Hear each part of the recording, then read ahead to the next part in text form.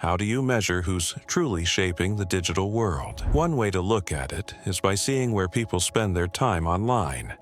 Here's a list of the 20 most visited websites in the world. You'll notice, aside from these two, Yandex from Russia and Naver from South Korea, nearly all of them are American. But do you see something else? There's not a single European company on this list. When you really think about it, these companies are a part of daily life. Maybe you use Google to search, or Google Maps to navigate.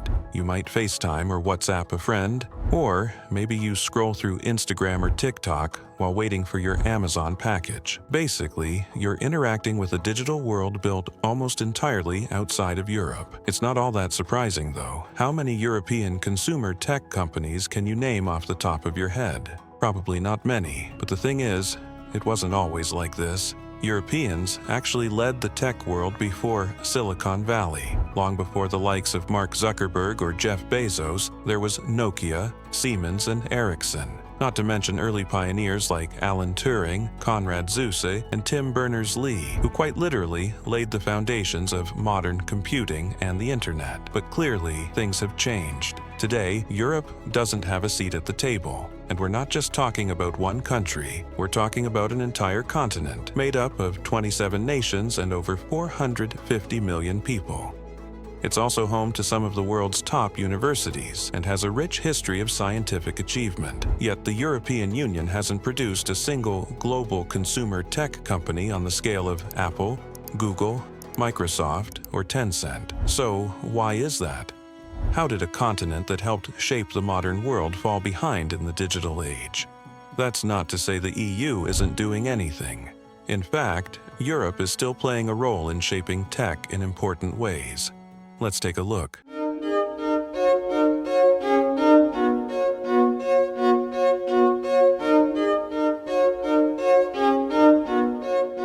How do you measure whether a society or region is doing well? Not just economically, but overall. You could look at industrial strength, the quality of education, or the general standard of living. Some of these are easy to quantify. Others, like how open or forward-thinking a society is, are a little harder to measure. By most of these metrics, Europe is doing just fine. Actually, in many areas, it's ahead. So when we say Europe is falling behind, we're only talking about one specific area, consumer tech. Because in almost every other category, Europe checks all the boxes you'd expect from a tech powerhouse. For instance, it has a long history of industrial precision and world-class engineering. Legacy industries like automotive, aerospace, and rail are still top tier. Germany has BMW. Oh shit. It's BMW, not BMW. Bayerische Motorenwerke. Sorry about that. BMW, Mercedes, and Volkswagen. France has Airbus, which directly competes with Boeing, and we all know Boeing has its own issues. Europe also has high-speed rail that crosses borders. And even though green energy can be controversial in some places, many parts of Europe are leading the charge. Nearly 24% of Europe's electricity now comes from renewables, with Denmark leading the pack. So, it's really not fair to say Europe isn't making an impact. If you look beyond just industry, Europe also has elite education. It's home to some of the best universities in the world: Oxford, Cambridge, ETH Zurich, the Sorbonne, and TU Munich. These schools produce top-tier talent. But here's the thing: many of those brilliant minds leave Europe for the United States. Why? Because the US offers more funding and has a more aggressive startup culture. That's part of a bigger issue we'll get into later: brain drain. But for those who stay, Europe does invest heavily in its own talent.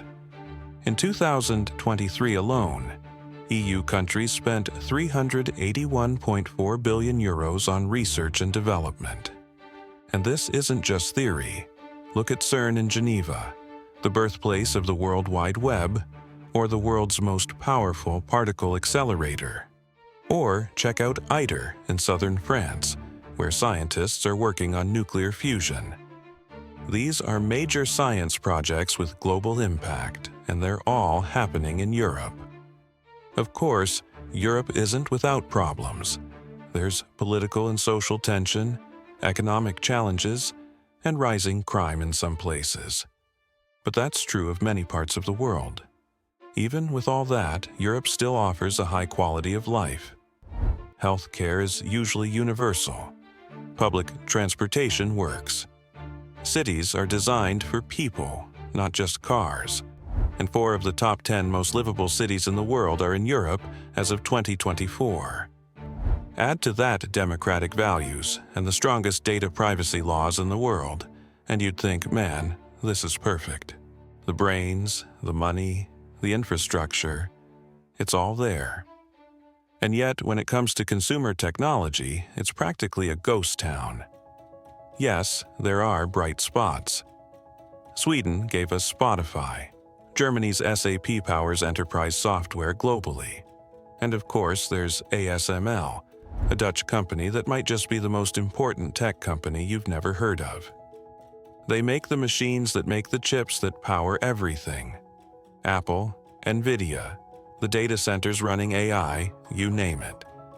Any device with a chip probably relies on ASML technology. But of course, there are some caveats. Spotify, while widely used, is barely profitable and doesn't even come close to matching the scale of the American tech giants. SAP is massive, but it's a B2B company. Most regular people wouldn't even recognize its logo. ASML may be absolutely vital to the global tech ecosystem, but it's not a consumer-facing company either. So, yes, Europe does have successful tech companies, but in the broader context of the tech world, Europe isn't exactly leading the pack. If we look around the globe, U.S. consumer tech companies are in a league of their own. Apple, Google, Microsoft, Meta, Amazon, these brands are everywhere. They're not just big, they're enormous. Honestly, calling them massive is an understatement. Just take a look at this. 7 of these American companies reached a combined market cap of $13 trillion in 2024.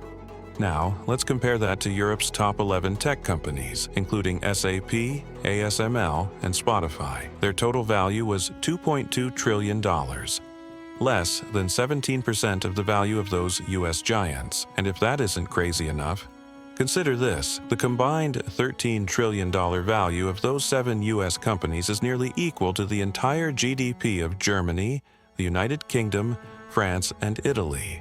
Combined, that's absolutely insane. Now, let's forget about the US for a moment. What's even more alarming for Europe is the rise of tech giants in Asia, mainly China, South Korea, and Japan. These 3 countries have always been strong when it comes to building top-tier tech companies. Japan gave us legendary brands like Sony, Panasonic, and Nintendo. South Korea has LG and Samsung. And China? In just the past few decades, they've launched companies like BYD, Tencent, Alibaba, Huawei, and ByteDance, just to name a few. This is where Europe really starts to fall behind. Aside from the few companies we've already mentioned, there just aren't that many recognizable European tech brands. And yet, just moments ago, we saw that Europe seems to have all the right ingredients to be a major player. So the question is, why hasn't the EU figured out how to build consumer-facing tech at scale? What happened to Europe? Europe has 200 million more people than the United States. So why is it that we can't name a single European-made technology that Americans rely on every day? Where did Europe's spirit of innovation go? Let's take a listen to someone with first-hand experience.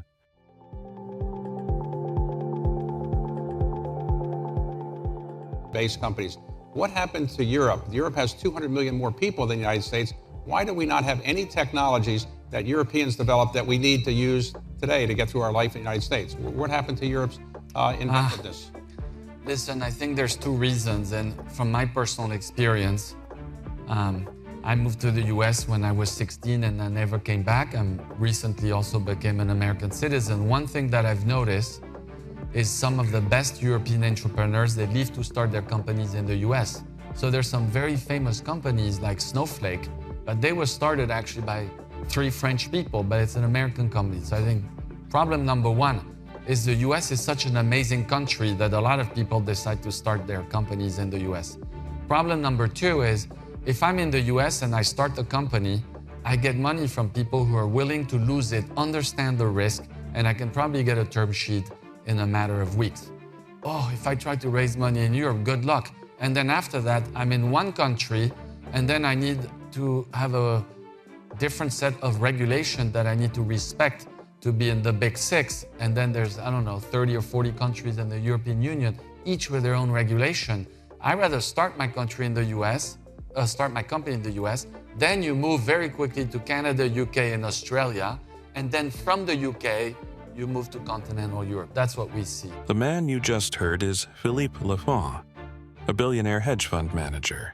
He moved to the US and made his fortune betting big on tech through his firm. What he described highlights some of the core issues Europe is facing, but let's dig even deeper. We'll start with borders. Yes, the European Union is a political and economic union, but it's not a single market in the way the United States is. Any startup in Europe has to navigate 27 different regulatory systems, 24 official languages, and a complicated patchwork of tax, labor, and data laws. According to Daniel Diarmati, CFO at Dutch-based hospitality software company Muse, the broader challenge is that Europe, despite its economic size, still operates as a collection of individual countries rather than a unified market like the US. This makes it much harder to scale. One of the most striking examples of this was Uber's early expansion in Europe. Uber first launched in Paris in 2011, but when it tried to expand across the continent, it hit a brick wall. Hungary and Bulgaria completely banned the app. In countries like Germany, France, Italy, and the Netherlands, key early Uber services were blocked. The issue? The app allowed unlicensed drivers to pick up passengers. Local taxi unions and regulators were not happy. The backlash was fierce. Protests turned into chaos. Streets were blocked. Cars were set on fire. Eventually, the European Court of Justice ruled that countries could ban the app without EU approval. This became a textbook example of how fragmented regulations can cripple a growing tech company. There's even a saying that's been going around online. America innovates. The EU regulates. On the surface, that seems accurate. But let's be clear, regulation isn't a bad thing. In fact, Europe has a solid history of holding tech giants accountable. Take the GDR, the General Data Protection Regulation. It set a global standard for how personal data should be handled. These rules were thoughtful, forward-thinking, and in many ways ahead of their time. In 2023, Meta, formerly Facebook, was fined 1.2 billion euros for transferring European user data to the US without proper protection. That was the largest fine ever issued under the GDPR.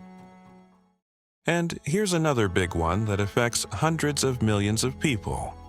The EU forced Apple to adopt the USB-C standard. That surprised a lot of people, because Apple is notoriously stubborn when it comes to its hardware choices.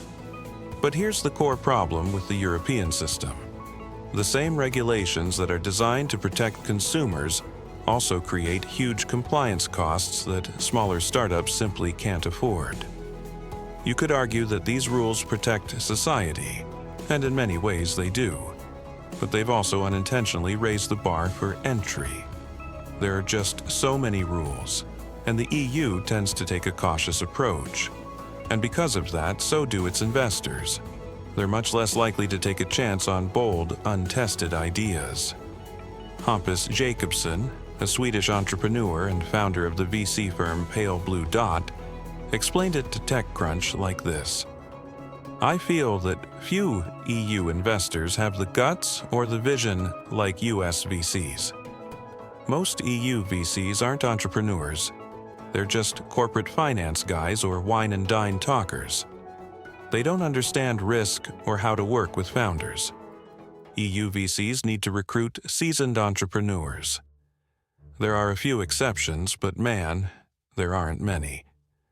His words are blunt, but they hit the nail on the head. European venture capital tends to focus on safer bets like B2B software, finance, or health tech. That explains why some of Europe's most successful companies, like SAP and ASML, are enterprise-focused and not consumer-facing. You can even see this pattern in today's startup landscape. In 2025, there were about 35,000 startups across the EU, and most of them were working on AI, fintech, and sustainability. Now, that's not necessarily a bad thing, but it does leave a huge gap in the consumer tech space. Over in Silicon Valley, the story is different. It's high risk, high reward. It's a culture where failing isn't seen as something to be ashamed of. It's practically a badge of honor. Here's how Google CEO Sundar Pichai put it. Starting up a company and even having failed, you can wear it like a badge of honor, right? And I think that's important. Culturally, risk is rewarded. I remember when I started working at Google, if I went and people were discussing ideas, the other people who heard the ideas try to build on those ideas. They encourage you. So it's a culture of optimism. It's a culture of risk taking, and I think that's really important. So, in contrast, the EU tends to play it very safe, and the numbers prove it. A 2020 report showed that European startups received 54% less funding than their US counterparts as they matured. Even worse, only 0.5% of them managed to scale at all. That's not because the ideas aren't good. European founders are ambitious and innovative, but the money isn't following their ideas. In 2024, American and Canadian startups raised $184 billion in venture capital funding. That's almost 3 times what the entire EU raised. If you compare venture capital investment as a percentage of GDP, the difference is even more dramatic. Over the last decade, the US averaged 0.7% of GDP going into venture capital. The EU, just 0.2%. That's a 350% difference. So when you combine less funding with a more cautious culture, it becomes clear why so many brilliant European engineers end up leaving the continent. This is the brain drain issue we mentioned earlier. In just the last 10 years, the percentage of EU science graduates who stayed overseas after finishing their studies jumped from 49% to 73%. That's huge. And this kind of talent drain leaves a big hole back home. In fact, that same report found that 63% of high-growth startups in Europe want to hire more skilled workers, but nearly a third of them can't find the right people. Applicants either lack the experience, don't have the right skill set, or don't have the mindset needed to succeed in a global tech environment. In short, there just aren't enough experts in the EU to build the kind of consumer-facing tech companies that define the modern world. It's a tough situation, but that doesn't mean Europe is doomed. Far from it. Sure, Europe missed out on the first wave of the 21st century digital revolution. It didn't invent the iPhone, or the search engine, or the attention economy. So the question is, what now? What should Europe do next? Some people argue that Europe shouldn't try to copy Silicon Valley. Instead, it should focus on doing something uniquely European. So, what might that look like? Well, in 2022, the EU launched the European Chips Act, a €43 billion investment to boost domestic semiconductor production and reduce reliance on the US and Asia. Right now, over 90% of the world's most advanced chips are made in Taiwan. So, this move is all about playing the long game, investing in Europe's own chip-making capacity.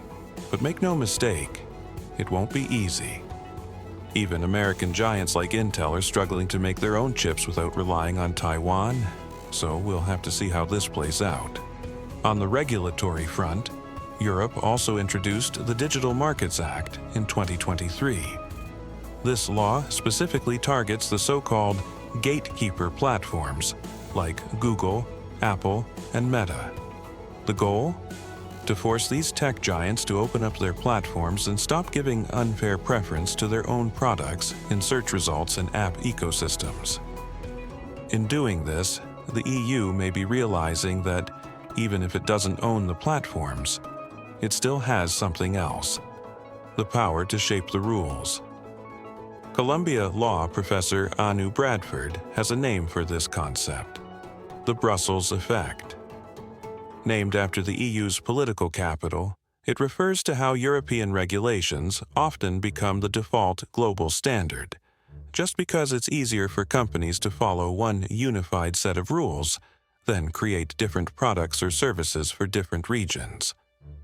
In short, Europe might not control the platforms, but it often controls the standards. The European Union has ordered Apple and Facebook parent Meta to pay combined fines of 700 million euros, the first punitive acts taken under the Digital Markets Act, legislation that's designed to curb the power of big tech. These measures have nothing to do with trade policy. It's European law, and European law has to be enforced. Whatever American government there is, whatever other governments may think about it, it's in the interest of open markets, and from these open markets also American companies will flourish and will enjoy the benefits of. One of the most powerful examples of the EU's regulatory influence is playing out right now with artificial intelligence. In 2024, the EU passed the AI Act, the world's first comprehensive law governing artificial intelligence. It sets strict rules around safety, transparency, and accountability for AI systems. Once again, Europe is betting big that global companies will adopt its rules, simply because it's easier than creating separate systems for different regions. Whether this will actually benefit users or just turn into another layer of bureaucracy still remains to be seen. But make no mistake, Europe isn't out of the game when it comes to innovation. For example, look at Estonia, a small Baltic country with just over 1 million people. As of 2024, it became the first country in the world to make 100% of its government services digital. Citizens can vote online, file taxes in minutes, and even start a business from anywhere in the world.